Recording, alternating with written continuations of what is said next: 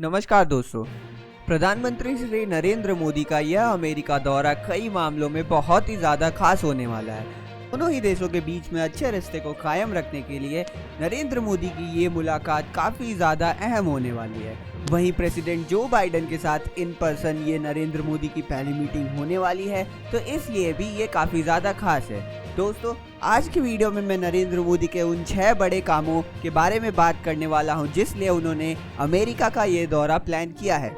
दोस्तों, 2014 से जब से नरेंद्र मोदी सत्ता पर आए हैं तब से उन पर कई बार ऐसा आरोप लगता रहा है कि वो बेफजूल की विदेशी यात्रा में ध्यान देते हैं और जिससे भारत का बहुत ज़्यादा पैसा खर्चा होता है। लेकिन दोस्तों, इस वीडियो में मैं आपको कुछ ऐसे फैक्ट्स बताऊंगा इस अमेरिका दौरे को लेकर जिससे ये बिल्कुल साफ हो जाएगा कि हमारी सरकार कितनी एफिशिएंटली विदेशी दौरों के बारे में सोचती है। और नरेंद्र मोदी इस बार केवल 1-2 नहीं बल्कि 6 बड़े काम करने के लिए अमेरिका गए हुए हैं, तो हम उन सभी बड़े कामों पर नज़र डालेंगे बारी बारी से और अमेरिका के इस दौरे के महत्व को समझने की कोशिश करेंगे। प्रधानमंत्री का ये दौरा 23 तारीख से लेकर 25 तारीख तक चलेगा, जिसमें वो बहुत सारे बड़े नेताओं और बहुत सारे इंडस्ट्री लीडर्स के साथ मीटिंग करने वाले हैं। दोस्तों, चलिए अब नज़र डालते हैं 23 सितंबर यानी आज नरेंद्र मोदी का कार्यक्रम अमेरिका में क्या रहने वाला है। दोस्तों, नरेंद्र मोदी किसी भी पॉलिटिकल हस्ती से मिलने से पहले अमेरिका की बड़ी कंपनियों के सीईओज के साथ मीटिंग करेंगे। ये तो आप सभी को पता ही होगा कि हमारी सरकार मेड इन इंडिया कार्यक्रम का बढ़ चढ़कर प्रमोशन करती है, तो इसी को मद्देनजर रखते हुए नरेंद्र मोदी अमेरिका की टॉप कंपनियों से मुलाकात करेंगे और उन्हें इंडिया में आके बिजनेस करने के लिए आमंत्रित किया जाएगा। इस लिस्ट में सबसे ऊपर नाम एप्पल का आता है और आज ही नरेंद्र मोदी एप्पल के सीईओ टिम कुक से भी मुलाकात करेंगे। दोस्तों, भारत की स्मार्टफोन इंडस्ट्री या फिर आईटी इंडस्ट्री के विकास के लिए एप्पल का इंडिया में आना बहुत ही ज़्यादा ज़रूरी है। दरअसल एप्पल का मैन्युफैक्चरर पिछले साल ही इंडिया में अपने प्लांट्स बना चुका है और अब बारी है कि एप्पल ऑफिशियली इंडिया में शिफ्ट हो जाए। यानी उसके चाइना में बहुत सारे प्लांट्स हैं, उन्हें क्लोज करके अगर एप्पल कहीं जगह ढूंढ रहा है तो उसे नरेंद्र मोदी इंडिया में इन्वाइट करने के लिए आज टिम कुक से मुलाकात करेंगे।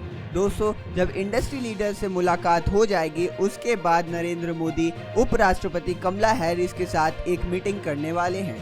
अगर आपको नहीं पता है तो मैं आपको बता दूं कि कमला हैरिस एक इंडियन ओरिजिन की अमेरिकन है, यानी वो इंडियन अमेरिकन है और उनका भारत के प्रति लगाव पुराना और पारिवारिक है। इसीलिए नरेंद्र मोदी अपनी पॉलिटिकल मीटिंग्स की शुरुआत कमला हैरिस के साथ एक बैठक करके करने वाले हैं। दोस्तों, इस बैठक में बहुत सारे अहम मुद्दों पर डिस्कशन होगा जिसमें भारत अमेरिका के रिश्ते शामिल हैं।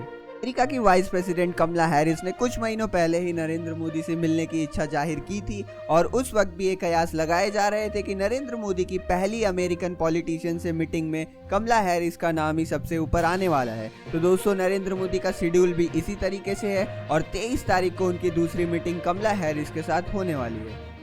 और अमेरिका की वाइस प्रेसिडेंट के मुलाकात के बाद प्रधानमंत्री श्री नरेंद्र मोदी ऑस्ट्रेलिया और जापान के पीएम के साथ मिलने वाले हैं। ऑस्ट्रेलियाई पीएम स्कॉट मॉरिसन और जापानी पीएम योशिहिडे सुगा के संग आज उनकी मीटिंग होनी है। दोस्तों, आखिर ऑस्ट्रेलिया और जापान के साथ मीटिंग क्यों की जा रही है? दरअसल क्वाड ग्रुप के बारे में आपको पता ही होगा जिसमें इंडिया, अमेरिका, ऑस्ट्रेलिया और जापान शामिल हैं।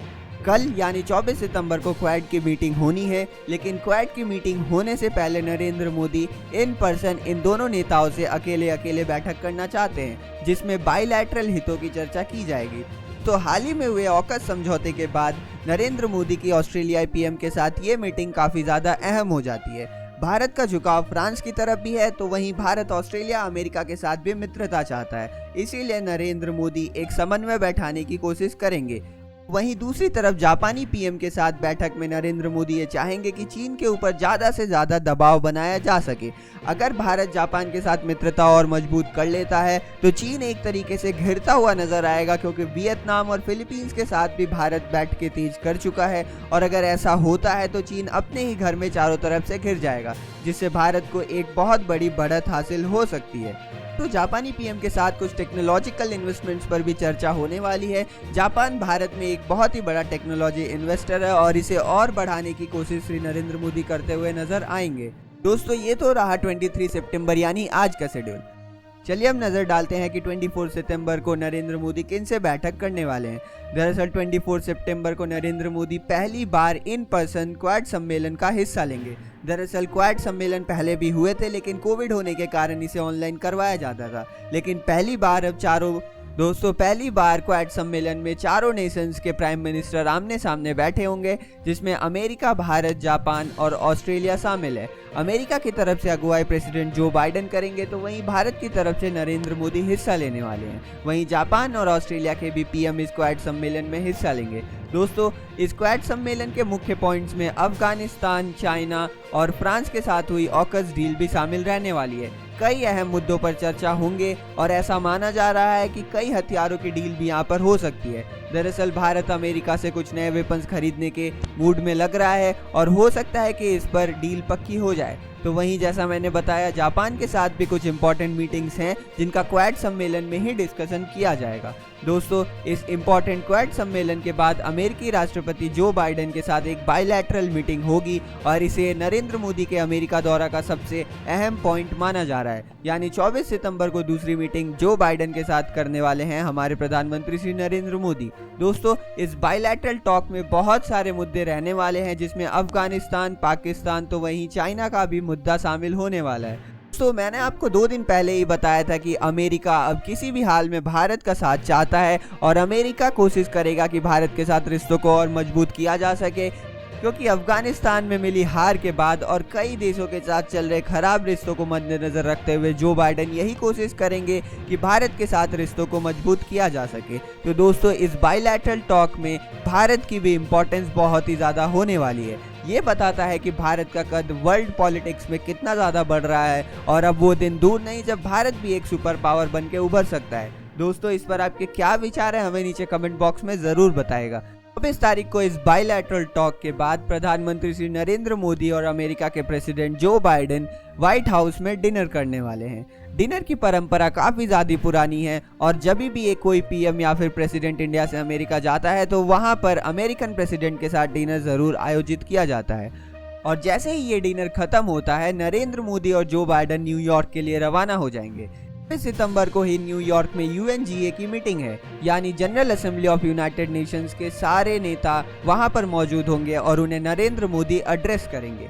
यूनाइटेड नेशंस की इस मीटिंग में पाकिस्तान और अफगानिस्तान का मुद्दा उठना तो तय ही माना जा रहा है। साथ साथ दोस्तों, कई इस्लामिक देशों पर नरेंद्र मोदी प्रहार करते हुए नजर आ सकते हैं, क्योंकि जिस तरीके से हाल ही में तुर्की ने भारत के अंतरिम मामलों पर हस्तक्षेप किया है, उसे नरेंद्र मोदी इंटरनेशनल मंच पर उठाने की कोशिश बिल्कुल करेंगे। दोस्तों, 25 सितंबर को संयुक्त राष्ट्र महासभा के 76वें सत्र को संबोधित करने के बाद प्रधानमंत्री नरेंद्र मोदी भारत के लिए रवाना होंगे और उनका अमेरिका का दौरा यहीं पर खत्म हो जाएगा। दोस्तों, अमेरिका के इस दौरे की इंपॉर्टेंस मैंने आपको बताने की कोशिश की और मैं आपको ये ज़रूर बताना चाहूँगा कि भारत का ये दौरा यानी श्री नरेंद्र मोदी का ये दौरा काफ़ी ज़्यादा एफिशिएंट है और इसमें रिसोर्स और टाइम दोनों को बचाने की कोशिश की गई है। दोस्तों, ये दौरा उन लोगों के मुंह पर तमाचा है जो कहते हैं नरेंद्र मोदी केवल भ्रमण करने के लिए ही बाहर जाते हैं और उनका कोई भी पॉलिटिकल इंपॉर्टेंस नहीं रहता।